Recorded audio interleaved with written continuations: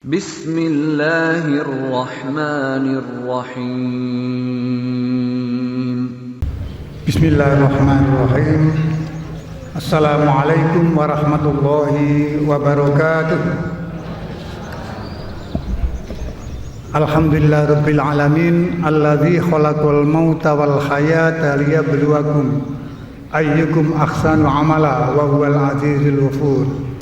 Asyhadu an la ilaha illallah wahdahu la syarikalah wa asyhadu anna Muhammadan abduhu wa rasuluh.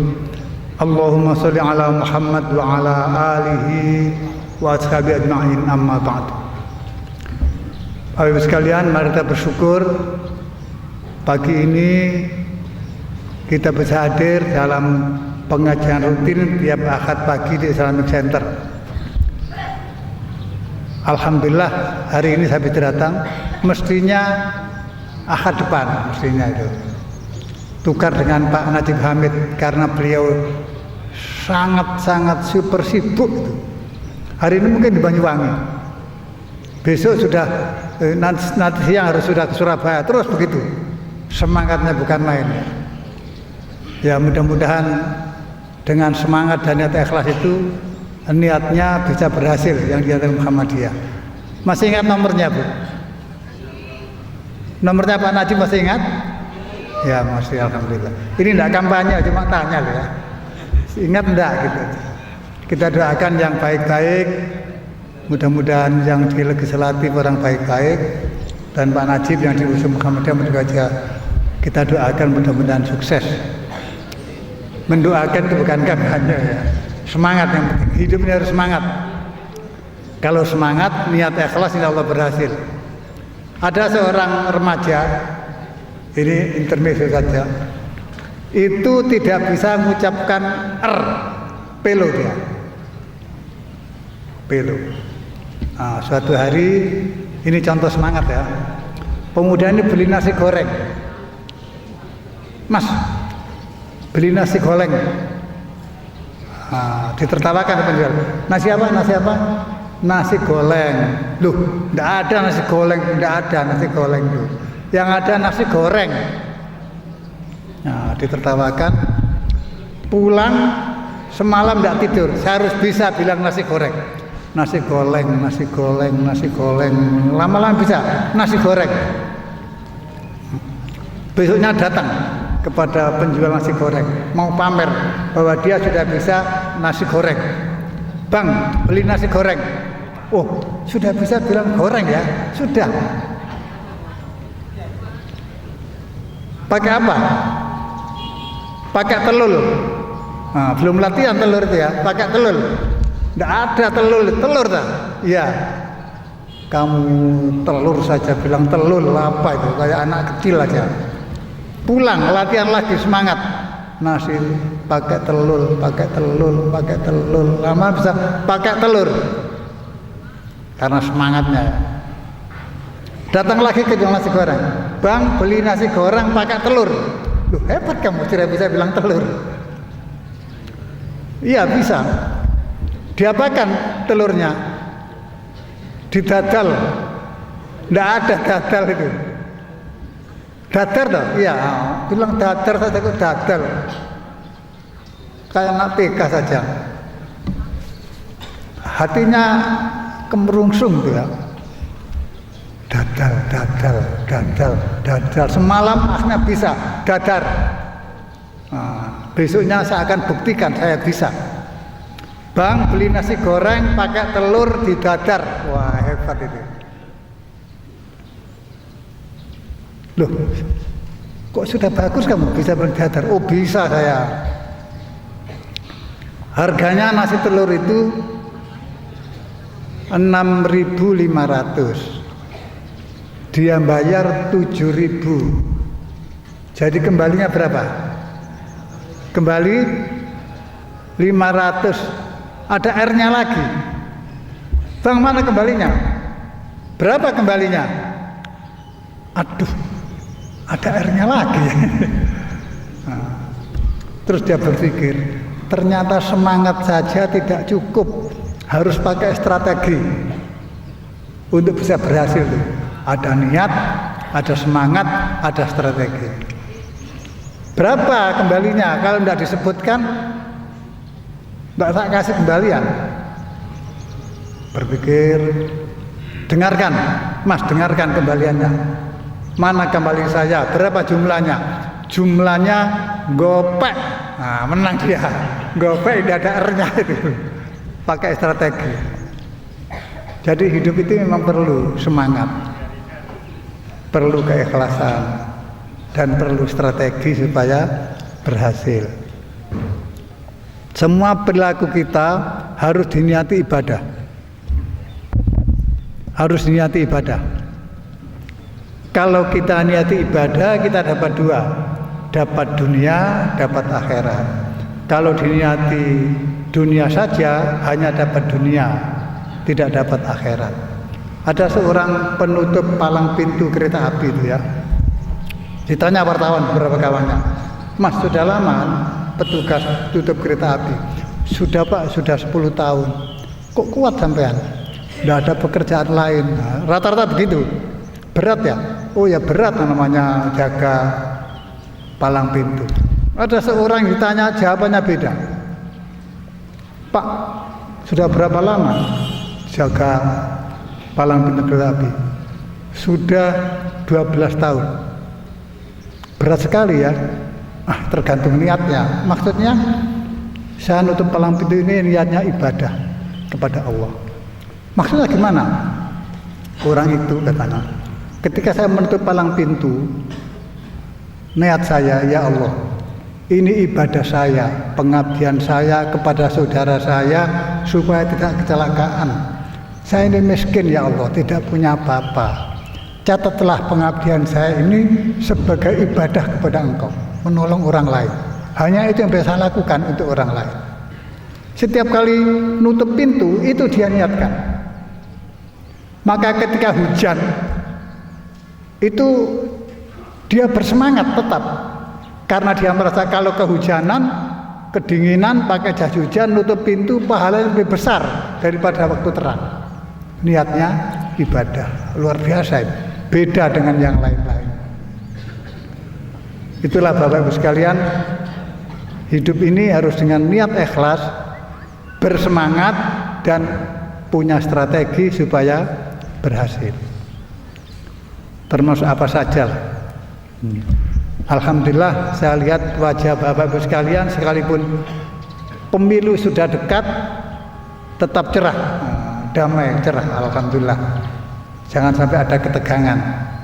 Orang boleh pilihan berbeda, simpan dalam hati dan tanpa bermusuhan. Karena semuanya berjalan sementara. Paling 10 hari lagi selesai. 10 hari selesai. Semua berjalan sementara. Jibril itu pernah berpesan kepada Rasulullah tentang 5 pesan Jibril kepada Rasulullah. Qala Rasulullah pernah bersabda, qala li Jibril datang kepada saya dan berpesan. Nah, pesan Jibril 5 ini tidak untuk Rasulullah sebenarnya, untuk kita umatnya. Untuk kita umat.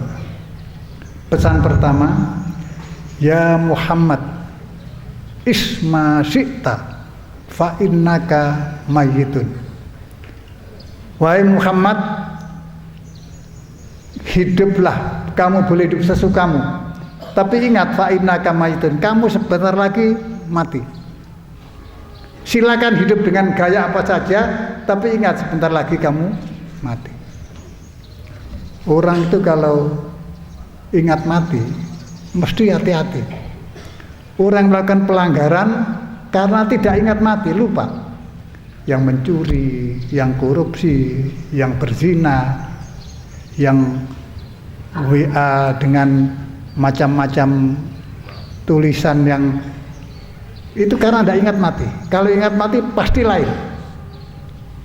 Misalnya ya, Bapak Ibu kita diberitahu dokter, Pak, Bapak senang-senangkanlah hidup ini karena menurut medis Bapak sebulan lagi meninggal. kita akan hati-hati betul pada keluarga sayang, pada anak sayang, pada tetangga sayang, pada staf sayang, merasa sebulan lagi sudah finish. Punya harta tidak medit karena takut nanti mati dicap bakhil. Nah, jadi ingat mati itu bukan menimbulkan kecemasan, tapi menimbulkan semangat berbuat baik. Dan tidak seorang pun yang tahu kapan dia mati. Wa ma tadri nafsun madza taksibu ghadan. Tidak seorang pun tahu besok bisa apa. Termasuk caleg dan pilpres juga tidak tahu. Ya mudah-mudahan umurnya panjang. Siapa tahu sebelum 17 meninggal, tidak tahu itu. Wa ma tadri nafsun madza, besok bisa kerja apa tidak tahu. Wa ma tadri nafsun bi ardin tamut, dan tidak seorang pun tahu di mana dia nanti meninggal. Tempatnya tidak tahu, waktunya tidak tahu, itulah kematian. Mungkin ada yang mati di rumah, di kamar tidur, ditunggu anak, tunggu istri. Ada yang mati di rumah sakit. Ada yang mati di jalan, kecelakaan. Dan mati itu semuanya bisa terjadi. Tidak nunggu tua, yang muda banyak yang mati. Tidak nunggu miskin, yang kaya juga banyak mati mendadak. Tidak nunggu sakit, yang sehat juga banyak mati mendadak. Saya punya kawan mati ketika tenis. Nah, banyak kurang sehat, apa tenis mati. Sehingga semua tidak percaya Pak Ek itu meninggal. Enggak mau berangkat tenis kok, kecelakaan tak? Enggak, di lapangan tenis. Masya Allah. Wa ma tadri nafsun illa ma. Pesan Jibril, silakan berbuat apa saja. Ingat kamu sebentar lagi akan mati. Yang kedua, pesan Jibril, wa ahbib ma ahbabta fa innaka mufaraqahu. Cintailah yang kamu cintai, tapi ingat kamu sebentar lagi berpisah dengan yang kamu cintai. Silakan mencintai apa saja, tapi tidak lama akan berpisah. Harta berpisah, jabatan berpisah. Orang gandul jabatan itu pasti berpisah. Kalau tidak karena dimutasi, karena pensiun, berakhir sendiri. Berpisah. Anak berpisah, bahkan anak ketika masih seger kita ini bisa berpisah. Menikah di bawah suaminya, pindah, berpisah. Menikah laki-laki pindah tempat kerja, berpisah. Padahal kita masih seger. Saya kadang-kadang masih ingat ya, waktu saya ini punya anak 5 Pak. Inginnya orang tua kan masing-masing punya kamar gitu ya, biar tidak numpuk. Anak saya itu 2 putri, 3 laki-laki. Ingin sekali saya buatkan kamar masing-masing biar tenang. Akhirnya saya pinjam, utang. Kata kawan saya, lah pokoknya utang kayak bangun kamar. Gak sampai 10 tahun kosong kamarmu itu. Diingatkan, kita ngomongku, pengalamanku, gak sampai 10 tahun kosong. Enggak, tapi saya ingin menyenangkan anak supaya punya kamar sendiri. Betul, buat kamar kan, kamarnya dihiasi macam-macam. Yang suka sepak bola gambar pemain sepak bola tok. Sing seneng balapan gambarnya mobil-mobil. Nah, tetap saja yang putih lebih bagus, lebih harum ya. Lek lanang kan kelambine kotor cendela nduk buri lawan kabeh. Apa gak karo lanang. Putri ndak. Dapat 2 tahun, anak saya yang putri nomor 2 menikah, dibawa oleh suaminya. Wah bener ya, 2 tahun nyauri utang durung lunas terus kosong. Ya Allah. Tahun berikutnya anak saya laki-laki menikah, pindah ke Bontang. Jadi saya mulai tugas saya di samping nyaur utang, buka kamar waktu pagi, nutup kamar waktu sore biar tidak apek. Waduh, ini tugas baru ini. Jadi betul kawan saya, lapo kan utang. Gak apa-apa, paling gak nganti 10 tahun, enggak 10 tahun, 3 tahun sudah terus tinggal siji. Sekarang 5 tinggal 1. Yang paling ragil masih kuliah, putri itu.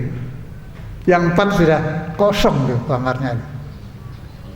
Yang buka tutup itu waduh. Untung utang wis lunas ya. Coba gak lunas. Jadi wah bima ahbabta fa innaka mufarraqu. Kamu boleh cinta apa saja, tapi ingat sebentar lagi pisah kamu. Sayyidina Ali berpesan, ahbib habibaka haunamma. Kamu kalau suka sesuatu, sukai sekedarnya saja, cintai sekedarnya saja. Asa ayakunahu dibaganon. Boleh jadi nanti yang kamu suka itu kamu benci. Karena ternyata tidak seperti yang kamu bayangkan. Waktu godi bagaimana nama. Kalau mungkin tidak suka sesuatu, tidak sukanya sekedarnya saja, jangan berlebihan. Ayakuna habibakamu. Boleh jadi nanti belakang hari ternyata menyenangkan kamu. Tentang apa saja, jangan berlebihan. Yang wajar-wajar saja. Termasuk pilpres dan pileg ini, boleh kita sukseskan. Tapi yang wajar saja. Jangan bikin permusuhan. Oh, iku kono, iki kene. Ndak.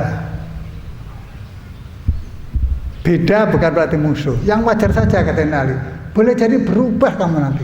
Ternyata tidak seperti yang kita bayangkan. Tidak ada manusia sempurna. Kalau cari kurangnya banyak kurangnya. Tapi pilihan kita ya harus kita perjuangkan karena pilihan. Kita usahakan supaya pilihan kita yang menang. Soal kalah jangan putus asa. Tidak kiamat. Jadi habibaka haunamma. Kalau sesuatu suka sekedarnya saja. Ibu-ibu suka gelang sekedarnya saja. Jangan bawa penarisan tangan dicincin. Beli cincin baru, matanya indah. Balik-balik ini loh, dok pasar gitu loh, regane iwak murah. Sampai ini gitu loh. Padahal bukan ikannya mau ikan, cincinnya itu. Cintai sekedar saja. Saya perhatikan ibu-ibu yang kaya itu perhiasannya tidak ada tuh.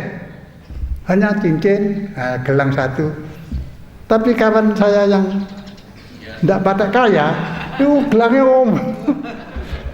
sehingga saya tidak nih, uang gelangnya akeh, keroncang-keroncang, berarti kapan sugih.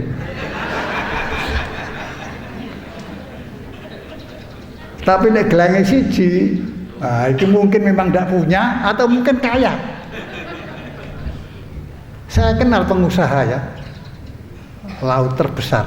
Itu istrinya tidak pakai gelang. Gelang apa itu? Yang katanya untuk menyehatkannya itu. Tapi ada yang setiap pengajian gelangnya sampai, itu berarti tidak kaya ya. Iya. Pesan yang ketiga, wa'mal ma syi'ta fa innaka mujziyun bih. Kamu boleh berbuat apa saja, tapi ingat semua perbuatanmu yang baik atau yang buruk pasti dibalas, tidak ada yang kelewatan. Semua perbuatanmu yang baik dan yang jelek pasti dibalas. Silakan berbuat apa saja. Wa may ya'mal mithqala dzarratin khairan yarah. Siapa yang berbuat baik sekecil apapun Allah tahu. Wa may ya'mal mithqala dzarratin syarran yarah. Yang berbuat jelek tahu. Dan semua perbuatan itu dibalas. In ahsantum li anfusikum. Kalau kalian berbuat baik, kebaikan itu kembali kepada kamu. Dibalas kita. Apalagi berbalik kepada orang tua, itu biasanya cepat dibalas. Karena itu jangan meremehkan orang tua ya, karena sudah tua terus buyuten itu tangannya goyang, ngesok teh balik-balik mencelek kae gak pancere gelas, marah. Ibu itu loh, kaya anak cilik ae, ngesok teh gak pancer. Bukan gak pancer, goyang itu. Jere ibu mbiyen le kon cilik iku gak trimo ngesok teh gak pancer. Lebih dari itu tapi saya tidak pernah mengeluh. Nyekel piring karena goyang lukur, prang. Ibu entak piring piro ya? Padahalnya 2 kali itu ya. Jadi ibu mbiyen kon niku berpuluh-puluh kali ngentekno piring, tapi disimpan dalam hati karena cinta. Jere anake, wis ngene tukokno piring seng aja gak balik-balik pecah. Bayangkan. Anak-anak kadang-kadang karena tak ada ungkapan satu ibu bisa melihara 10 anak dengan baik. 10 anak tidak bisa melihara ibu dengan baik, seorang ibu. Lali. Orang tua kadang-kadang kalau sudah tua itu kan tidak bisa ngempet kencing, ngompol celana, ngompol di lantai. Ketemu ibu lho. Omah mbune ngene wis gonal pantai jumpo ae. Padahal dia lupa. Dulu waktu kecil naik bemo dibawa ke rumah sakit ibunya, kencing di roknya ibunya. Tapi ibunya menangis, yang penting dia dapat obat selamat. Tidak hanya kencing, muntah. Tapi kan tidak mengeluh. Kadang-kadang orang lupa masa lalunya itu ya. Seakan ibunya memberatkan. Padahal doa ibu itu yang luar biasa. Yang masih punya ibu, tolong baktilah kepada ibu. Punya ayah, baktilah kepada ayah. Kalau sudah punya, kehilangan betul. Saya ini kalau dulu hari raya habis sungkem sama ibu, didoakan ya sing hati-hati, tak dongakno muga-muga awakmu, anakmu selamat, dibimbing Allah. Itu marem itu ya, marem. Sekarang karena tidak ada. Hari raya rasanya plong gitu, tidak ada sesuatu yang hilang ya. Jadi wa'mal masih ta fa innaka bizinbi. Semua lakukan apa saja, tapi ingat kamu akan dibalas. In ahsantum ahsanul muslim. Kalau kamu berbuat baik, nanti balasan baik. Kita mungkin pernah hampir kecelakaan, ditabrak mobil, ada yang menyeret, Pak mobil Pak.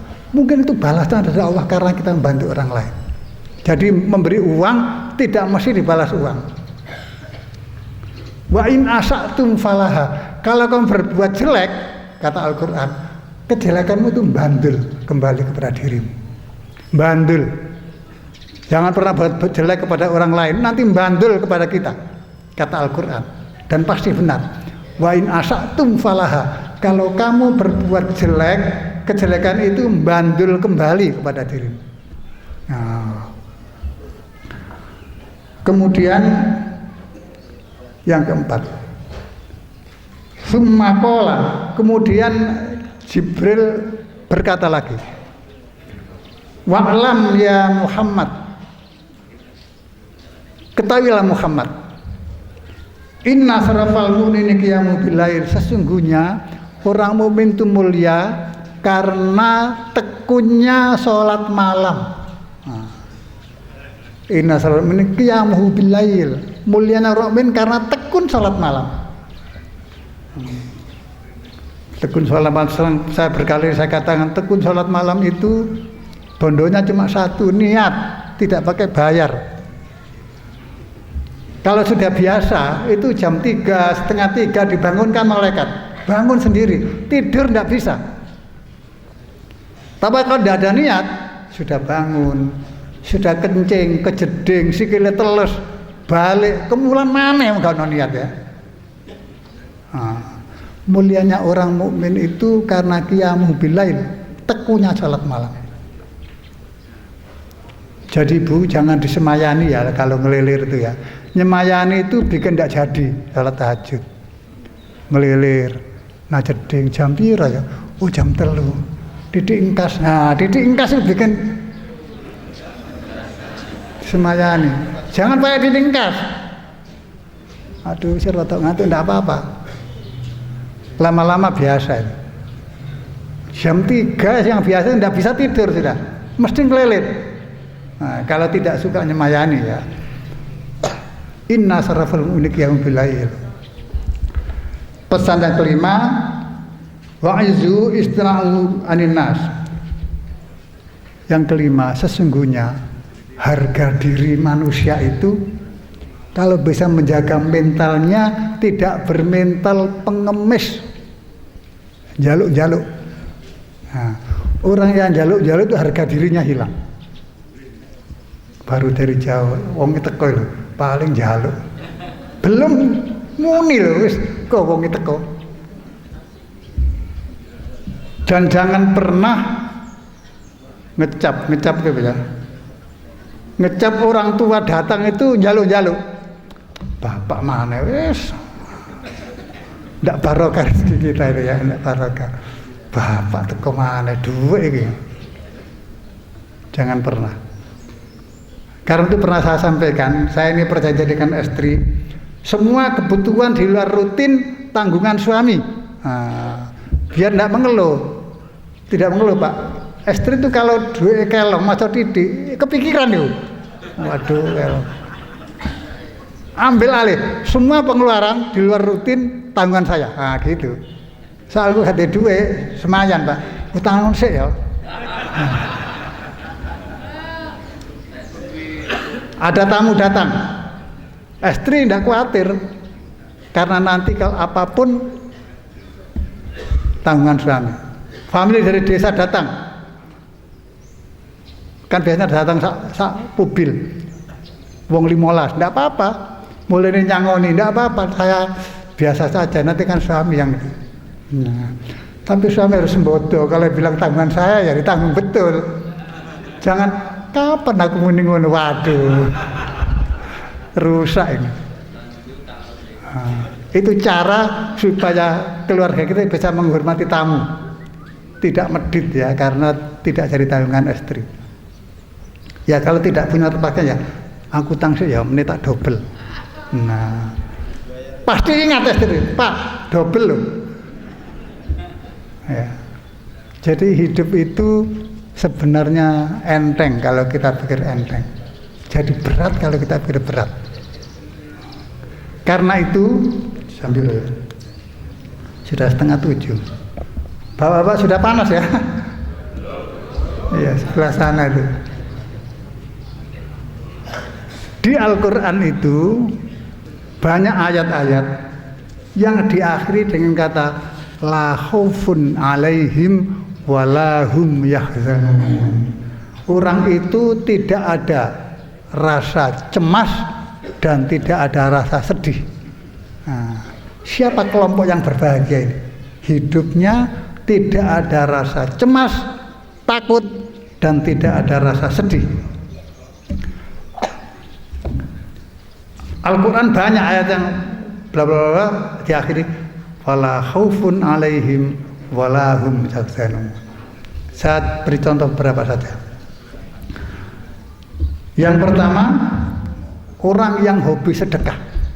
Nah, orang yang hobi sedekah itu hidupnya dibantu Allah bebas cemas dan bebas sedih. Hobi sedekah ya. Alladzina yunfikuna amwalahum fil laili wan nahar sirran wa alaniyatan falahum ajrun inda rabbihim wa lahum alim wa lam yahzanun. Al-Baqarah 274. Orang-orang yang gemar menginfakkan hartanya waktu malam atau siang, sirron wa alaniyah, dengan diam-diam maupun terang-terangan, falahum ajrun inda rabbihim, maka baginya dapat 3 keistimewaan. Pertama, ajrun inda rabbihim, dapat pahala dari Allah. Wala khaufun, bebas rasa cemas, alaihim walahum yahzanun, dan dia tidak sedih. Hobi sedekah itu ya. Saya sering tanya kepada kawan-kawan psikolog gitu ya, coba kamu telitilah apa hubungannya hobi sedekah dengan hidup tidak cemas dan tidak sedih. Orang hobi sedekah itu kok Allah memberikan keistimewaan itu. Jadi hobi sedekah. Hobi sedekah itu bukan dihitung banyaknya ya, bukan, banyak itu penting, tapi yang penting itu apa? Ikhlas sesuai dengan kemampuan. Persentase, kalau ada orang penghasilan 1 juta nyumbang 10.000, ada orang penghasilan 20 juta nyumbang 10.000, ini lain nilainya. Zaman Nabi ada seorang kelaparan, ya Rasulullah, saya lapar, sudah sejak kemarin belum makan. Nabi tanya pada istrinya, ini saya punya tamu lapar, ada makanan apa? Ya Rasulullah, malam ini tidak ada makanan. Tamunya dibawa ke masjid. Saudara-saudara, ini tamu saya lapar, ada yang membantu? Seorang atau saya Rasulullah, saya ajaknya pulang, saya beri makan di rumah. Nah, diajak pulang. Di rumah dia bilang sama istrinya, Bu, ini tamu Rasulullah lapar, kita beri makan. Aduh Pak, Masya Allah, menyesal saya. Ini tinggal sedikit untuk anak kita kalau dia nanti minta makan. Kata suaminya, sudah begini aja, kamu iringi apa? Kamu keloni, ngerti ya Bu ya, keloni ya. Di keloni itu diajak tidur. Sudah kamu keloni, diajak tidur, biar tidak minta tidur. Kemudian lampu dimatikan. Kenapa? Karena makannya hanya satu, hanya roti dan kurma itu 1 porsi. Orang itu tidak tahu kalau tuan rumah suami istri tidak makan. Klotek-kloteknya podo, tapi si mangan sih nggak mangan. Makanlah. Suami istri tidak ikut makan karena tidak punya. Besok waktu salat subuh Rasulullah mengatakan, tadi malam wahyu datang kepada saya, memberi penghargaan kepada sahabat kita yang menyisihkan barangnya yang sangat dibutuhkan demi menolong orang lain. Wa yu'thiruna ala anfusihim walau kana bihim khasassah. Dia mengutamakan memberi kepada orang lain walaupun dia butuh sekali. Nah, cuma memberi makan 1 orang. Kita mungkin bisa bilang, kalau cuma 1 memberi makan, saya 100 bisa. Bukan 100 atau 1 ya. Tapi ini tadi pengorbanannya itu yang dinilai luar biasa. Wahyu sampai turun menghargai sikap itu. Nah, jadi orang yang hobi sedekah itu Allah akan memberikan pahala. Yang kedua, membebaskan rasa cemas dalam hidup. Dan yang ketiga, membebaskan rasa sedih. Luar biasa. Bahkan ada hadis, gemar sedekah itu menyehatkan. Waddu mardhakum bisadaqah. Obatilah sakitmu dengan sedekah. Obati sakitmu dengan sedekah. Tidak tahu bagaimana hubungannya ya. Kok itu.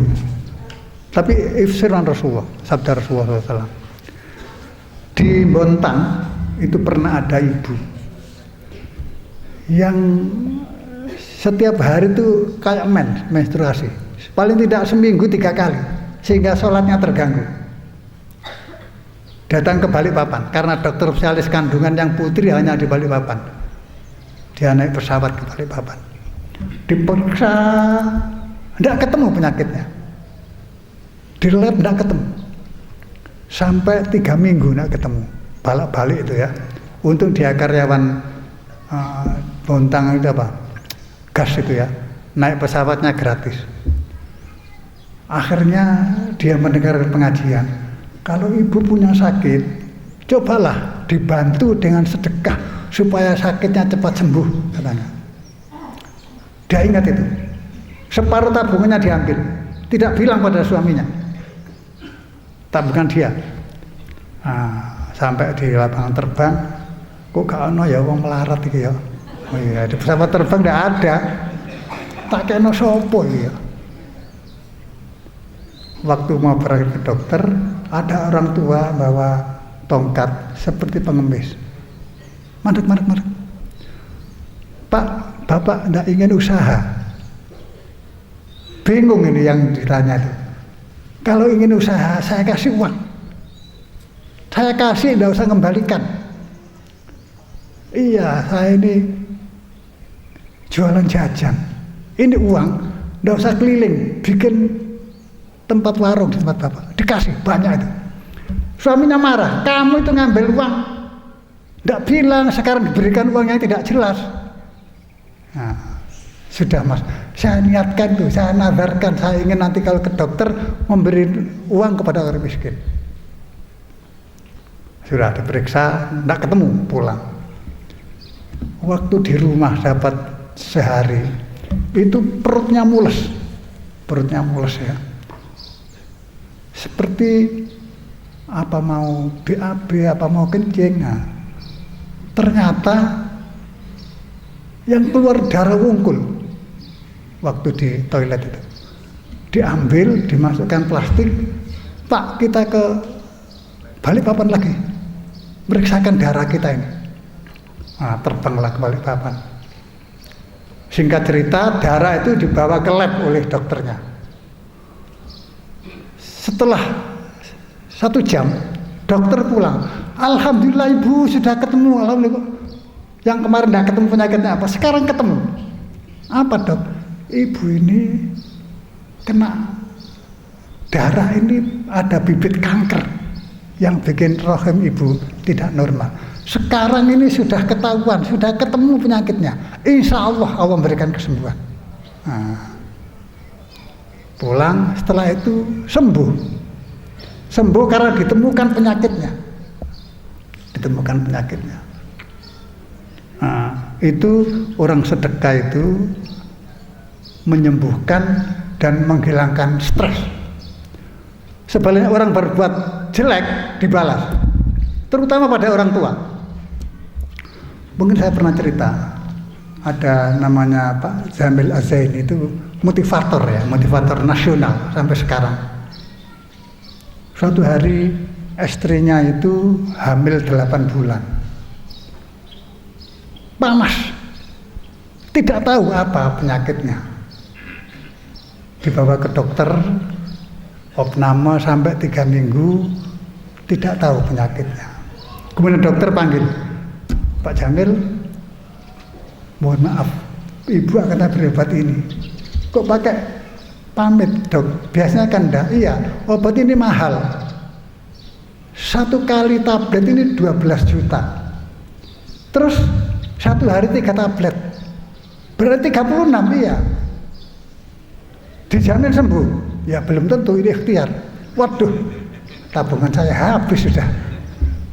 Gini dok, saya sholat dulu. Nanti setelah sholat, saya akan jawab iya apa tidak.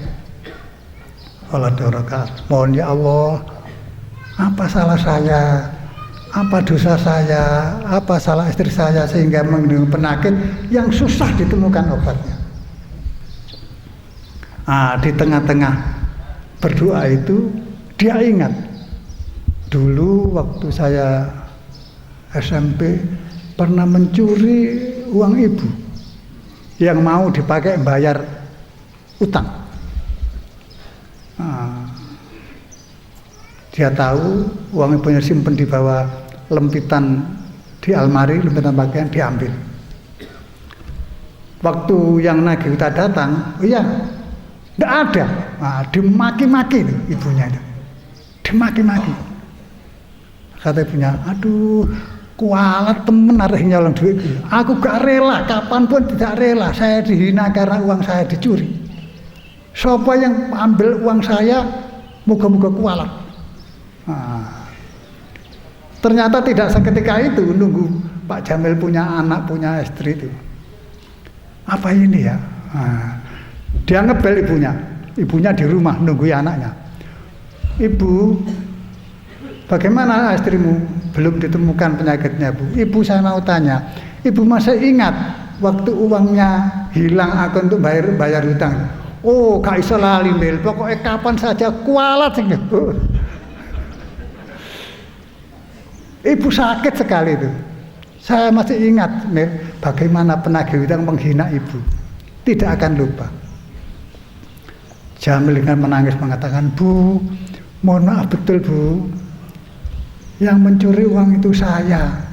Dulu saya yang ngambil." "Hah? Kamu ya?" "Ya Allah, saya cabut ini pernyataan saya bahwa aku kualat." "Ya Allah, tidak kualat sekarang, anak saya sendiri." Betapa besarnya cinta ibu ya. "Ya Allah, saya dulu minta kualat, sekarang saya cabut betul, ternyata anak saya yang mencuri." Yasmil, kalau saya dipikir, tunggu ya istrimu saja. Jamil ini datang ke dokter. "Pak Jamil, selamat ya." "Apa dok?" Kaget dia. "Selamat, penyakit ibu sudah ditemukan." Loh, padahal kemarin tuh ya itu labnya aja itu di situ, tapi tidak ketemu. Sekarang ketemu. Ternyata pankreasnya ada gangguan. Panas ini karena pankreas. Terus obatnya tidak 12 juta, cukup obat biasa, insya Allah selesai. Diobati, dingin, pulang. Durhaka kepada ibu itu akan dibalas sebelum kita meninggal, kecuali tobat, kecuali istighfar tadi itu, minta maaf. Ditulis Jamil kan pengarang buku, diceritakan. Kalau kita membaca aslinya jauh lebih menyentuh, karena dia seorang penulis ya, menceritakan pengalamannya bagaimana orang durhaka pada ibu itu punya akibat yang luar biasa. Yang kelima ya. Oh, sudah selesai ya? Sudah selesai. Bukan, ini kan soal yang la khaufun alaihim tadi ya, bahwa orang-orang itu ada yang dibebaskan dari cemas dan takut. Yang kedua, yang la khaufun alaihim itu orang yang mengikuti petunjuk Allah. Faman tabi'a hudaya fala khaufun alaihim wala hum yahzanun. Siapa yang mengikuti petunjuk Allah, petunjuk saya, maka dia tidak ada rasa cemas dan tidak ada rasa takut. Allah memberikan hidayah kita itu bertingkat-tingkat. Pertama, hidayah insting hidayah kita ini ya, yang pertama. Anak bayi diberi insting. Tidak ada yang ngajari bagaimana cara minum ASI ibu itu ya. Begitu disodorkan di mulutnya, sudah tahu bagaimana menghisap puting ibunya. Tidak ada yang ngajari. Itu namanya insting. Allah memberikan petunjuk Allah pada bayi. Kalau dia kencing basah, nangis. Tidak ada yang ngajari, engkau lek kon ngompol nangis ya, tidak ada itu. Bisa sendiri. Kalau sakit nangis. Insting ya. Hidayah pertama dari Allah insting. Insting terus dipelihara sampai kita dewasa pun ada insting. Apalagi antara anak dan ibu. Kalau anaknya tuh sakit, kadang-kadang ada gelombang pada ibu. Kok gak enak aku gitu, kok kepikiran anakku. Kadang-kadang sakit. Insting ya yang pertama. Yang kedua, di atas insting ada panca indera. Ada mata, ada hidung, ada kulit, ada telinga. Nah, itu supaya kita hidup bahagia, tentram ya, tentram. Bisa menikmati hidup dan hidup dengan tentram. Kalau panca indera tidak ada banyak kesulitan. Kawan-kawan kita yang difabel, yang tidak sempurna itu, walaupun bisa berbuat banyak, tetapi tetap saja ada yang kurang gitu ya, ada yang kurang. Panca indera. Gunakan panca indera sebaik-baiknya supaya hidup kita selamat. Tapi panca indera tidak lama ya. Ada masanya. Saya ini pernah ke dokter mata, mau ganti kacamata. "Dok, saya periksa kacamata, mungkin kok tidak cocok rasanya. Kalau nyetir malam tuh kena lampu tuh diperiksa. Bapak bukan ganti kacamata Pak, tapi ganti mata. Ganti mata. Gimana dok?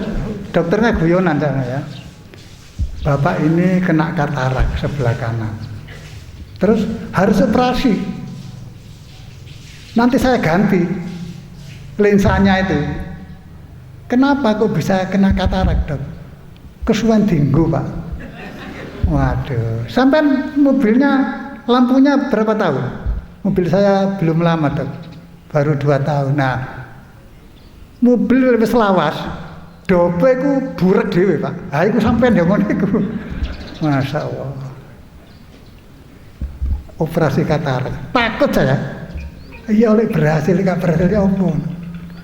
Nah, waktu dioperasi itu, Pak, kok saya tidak dibius? Sudah tadi, enggak, sudah. Kapan Pak percaya aku lah? Sama lagi tetesi toh. Nah, tetesan itu bius. Zaman saya ini bius itu gak ada disuntik Pak, ditetesi padha ae. Masya Allah, maju nih dokteran ya. Nah, dioperasi berapa lama dok? Mudah-mudahan tidak sampai 10 menit katanya. Nah, dioperasi, distelkan musik saya, musik merdu. Bisa kerungu Pak musiknya? Iya. Nah, jangan pikirkan matanya, pikirkan musiknya. Tapi tidak terasa. Nah, setelah Pak tahan dikit ya, seperti ditekan. Ini mengambil lensa Bapak, saya ganti lensa baru. Nah, sudah selesai. Tidak pakai 10 menit tinggal saya itu. Bapak dengan siapa? Diantar anak. Ya sudah. Terus pulang. Disuruh pulang, jadi 10 menit pulang. Masya Allah, kedokteran tuh. Jadi yang punya sakit katarak, Bu, Bapak, jangan takut. Sudah maju sekali medis itu ya. Nah, setelah habis dioperasi itu, yang kiri kan tidak dioperasi, ya kan? Itu lain, melihat dengan mata kanan, itu yang putih makin putih. Padang gitu. Wah, kok bisa ya? Saya suruh kontrol 3 hari. Dok, lensa yang dipasang saya itu apa dok? Buatan orang. Iya, buatan orang. Kenapa? Enak tadi. Masya Allah. Jadi panca indera dipelihara dengan baik Bu. Dipelihara dengan baik. Jangan sampai takut mata katarak, takut bapak-bapak yang kena katarak. Terutama katanya dokter, orang gampang kena katarak itu kalau dia terutama punya pabrik gula di tubuhnya. Nah, yang punya pabrik gula itu gampang kena katarak. Tidak apa-apa, operasi saja. Bismillah insya Allah. Dan enak padang.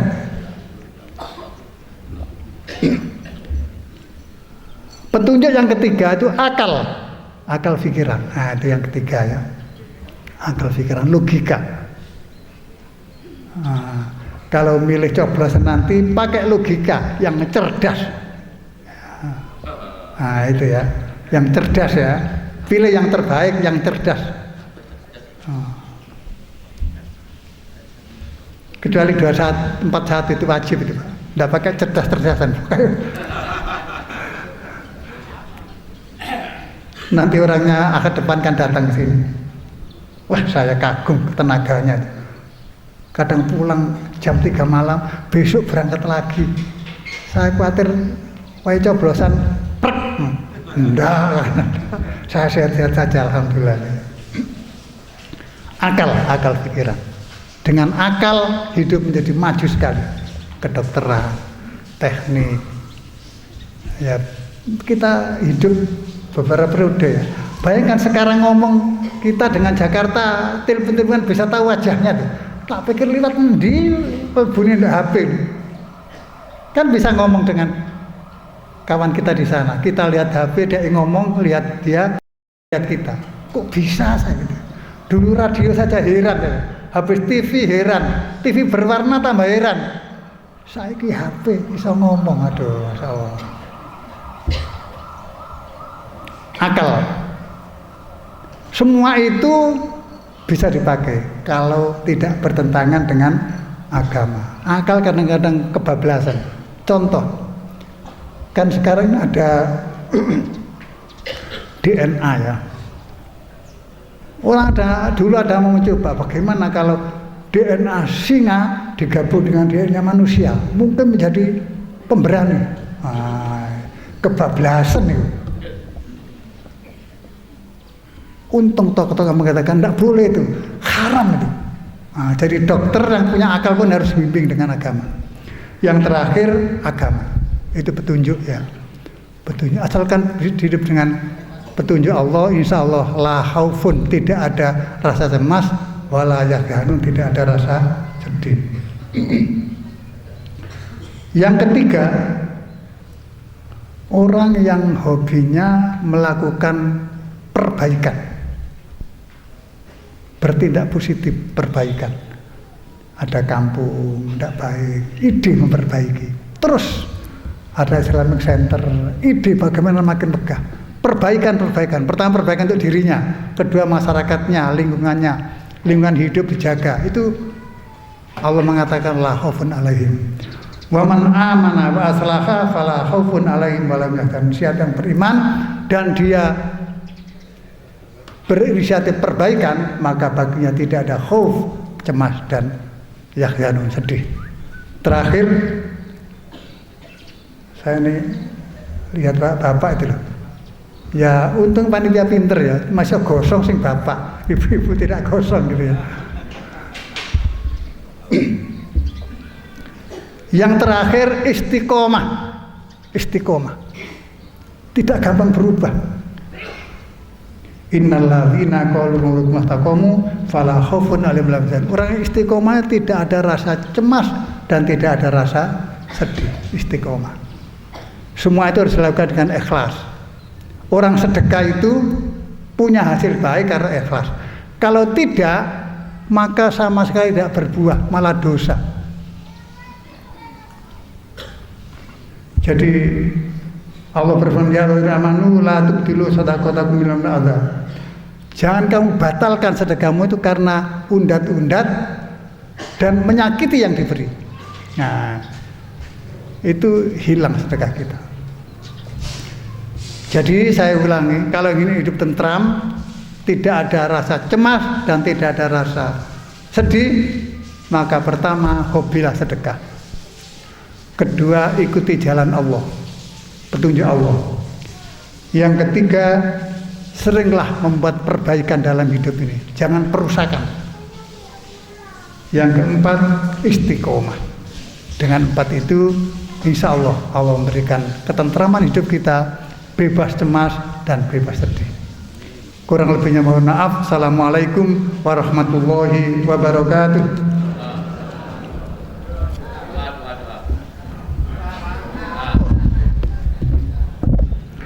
Mari kita panjatkan doa bersama-sama kepada Allah Subhanahu wa taala. Bismillahirrahmanirrahim. Alhamdulillahirabbil alamin. Wassalatu wassalamu ala asrafil mursalin nabiyina Muhammadin wa ala alihi wa ashabihi ajma'in. Allahumma inna nas'aluka salamatan fid din wa afiatan fil jasad wa ziyadatan fil ilmi wa barakatan fil rizqi wa taubatan qoblal maut wa rahmatan indal maut wa maghfiratan ba'dal maut. Allahumma hawwin alaina fi sakaratil maut wan najata minan nar wal afa indal hisab. Rabbana hab lana min azwajina wa dzurriyyatina qurrata a'yun waj'alna lil muttaqina imama. Allahumma arinal haqqo haqqo warzuqna ittiba'a wa arinal batila batila warzuqna istinaba. Rabbana atina fid dunya hasanah wa fil akhirati hasanah wa qina adzabannar. Subhana rabbika rabbil izzati amma yasifun wa salamun alal mursalin walhamdulillahi rabbil alamin. Amin ya rabbal alamin. Wassalamualaikum warahmatullahi wabarakatuh.